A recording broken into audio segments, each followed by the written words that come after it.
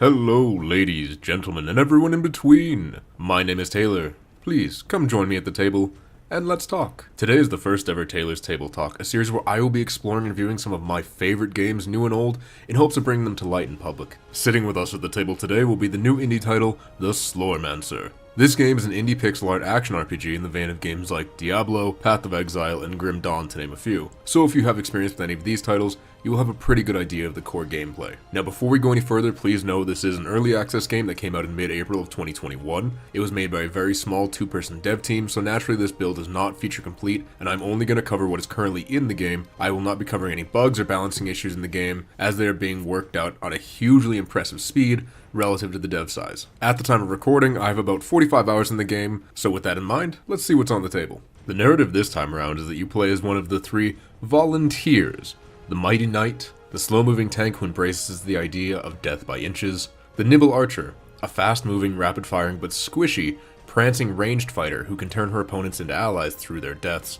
Finally, the mischievous mage, the slow-moving but hard-hitting glass cannon who can kill thousands with the wave of his hand. You choose among these three heroes to support the kingdom's mighty hero, Brian McRipped. Now you may be asking, why would I not just play as the hero with all my abilities taken away at first? Well, spoiler alert, the hero is poisoned and killed within the first 5 minutes of the game, and the townspeople are teleported out of the village. Brian's spirit acts as a guide for your character, for you to fight against the dreaded Slormancer, a god, in the search for the ancient relic to be able to break the unbreakable seal. You will do this by traversing 16 handcrafted campaign levels. Along the way you'll find a small handful of helpful villagers to bring back to town that will unlock new mechanics for you. These include the ability to switch between the three heroes at any time, and to go on expeditions, which will be what you're doing for the majority of the game beyond the campaign. Expeditions are effectively an endless tower mode where you start on the first floor and see how far you can get by clearing the breaches on each floor and moving on to the next one. Breaches are the unique mechanic of this game that act as small enemy spawners with a plethora of rewards waiting behind them, ranging from new villagers to new weapons that could drastically change your build and allow for an entirely new avenue. Once a breach is closed, you'll have a small chance of getting a new villager to bring back to town that unlocks mechanics such as the blacksmith to upgrade your gear, or a shop so you actually have somewhere to spend your gold. You also have a small chance of obtaining a new weapon, which this game calls Slorm These are effectively Pokemon because each class is able to attain 150 unique Slorm Reapers, and many of them are able to take new forms when they're leveled, much like evolving a Charmander into a Charizard. They even have a Magikarp reference in there. Each Reaper comes with its own mechanics and stats which heavily alter your build and how you will want to play, which incentivizes you to catch them all. Now, as it stands right now, each class only has 30 Slorm Reapers in the game, but more will be added in future updates, and it means you have a chance to get the 30 initially, and then work your way towards filling out the rest of them as the updates come out. Beyond the unique weaponry, which does change the appearance whenever you change the weapon, the armor and accessories are standard among the three classes and play by the same rules as gear in similar games. Different levels of rarity, which affect the number of strengths and substats associated with that piece of gear. Sadly, changing the armor or accessory your character is wearing does not change their appearance in the game, but they all act so differently from one another you will always be hunting for the best tier armor. Every class is able to equip any kind of armor, meaning that you can have a knight who focuses on mana regeneration, or an archer who focuses on melee damage. This really allows for a lot of build variety and doesn't restrict you to just wearing heavy armor for your knight and, say, robes for your magician. One of the nice features is that you can alter any piece of gear to your heart's content once you've unlocked the smith, because you're able to change out any of the substats as well as the percentage of those stats to make them even stronger. For instance, say you got a piece of legendary gear, but it has stats that would more favor the mage character as opposed to the archer. You could re-roll those stats and then change the value of each one to make sure that it really fits your build properly. This can work well even if you find a piece of gear for, say, a crit-based archer, but you're more of a poison-based archer, and you can just switch it around without having to keep looking for more and more items.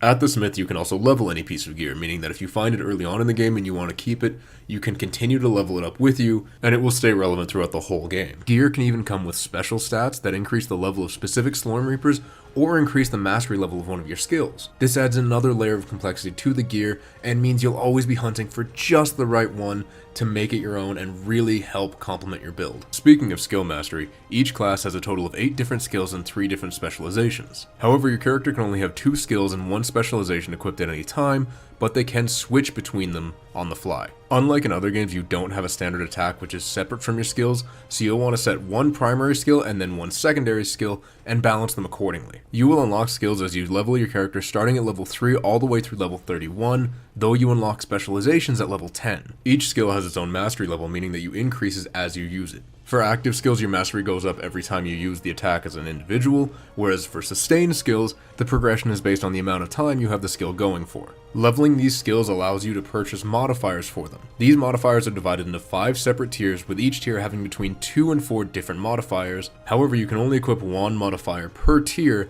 at any given time. This means that once your skill is mastery level 10, you can have a total of 5 different modifiers on at any given time, and can really help you customize how you want that skill to play out. Outside of the normal skill tree for each character, they also have access to the ancestral skill tree, which is laid out much like the skill system in Path of Exile. They have a series of passive and active abilities, which will add even more complexity and variety to your build, and could hold a skill that will completely change your playstyle. All of these skills are increased by purchasing upgrades for them through the use of Slorm, so once you unlock them, you need to farm currency to upgrade them further. Speaking of Slorm, it's one of 3 currencies you receive from slain enemies, along with experience and goldus. Slorm is used to purchase the skill upgrades as mentioned earlier, and is the way that you level up your Slorm Reapers, though this is done passively. The more Slorm you reap with them specifically, the more they grow. Goldus is just their name for gold, and is used to purchase items from the shop or upgrade materials at the blacksmith, or even buy additional storage spots to hold more gear. Experience is as basic as it sounds, and is used to level your character independently of the other progression mechanics, and this will reward you with attribute points. Attributes are effectively your character's stats outside of their gear, and work similar to the system in Castle Crashers, where you have a series of horizontal bars that affect different stats, and can be invested or taken away from at any time. This means if you wanted to change from a tanking role to more of a DPS role in a boss fight, you can just open up the menu, change it, and away you go. The level cap at the moment is 40, but again, with different gear you can unlock additional attribute points to play around with, and the level cap itself will be increasing in future updates. So now that we've explored what's in the game right now, let's look ahead to the future. As it stands, the game is only a few months old and does have 5 major updates scheduled before its planned release sometime in 2022. Right now, the core game is fantastic and has laid the groundwork for all the various progression mechanics, which I hope are properly expanded on with each update. The first of these updates, the Prison update, will be happening next month in July, and will bring with it breach events and the Tower of Despair, as well as the second act of the campaign and a higher level cap. Please rest assured that when this update is released, I will be there to cover it in full. My final thoughts on the game are that it's just fantastic. It provides the player with such a sense of variety through their progression mechanics and build variation that you can always find something to look forward to. Plain and simple, I love this game, and it sells for $17.49 Canadian, so I would assume about $15 US. It's an amazing deal for what you get right now and will only get better in the future. If it looks interesting at all, please wishlist it on Steam because it will really help out the devs and get them in front of more people. Alright, that will be all from me. Thank you everyone for joining me at the table. This is where the discussion begins. Leave your thoughts and questions down below. Do all the usual YouTube stuff, and please come visit me at the table once more with our next guest. I hope to make this a monthly series with 1 or 2 videos a month, as I do work full time and edit these videos myself to keep the workload off of John. Thank you again for sitting with us, and I hope to talk with you soon.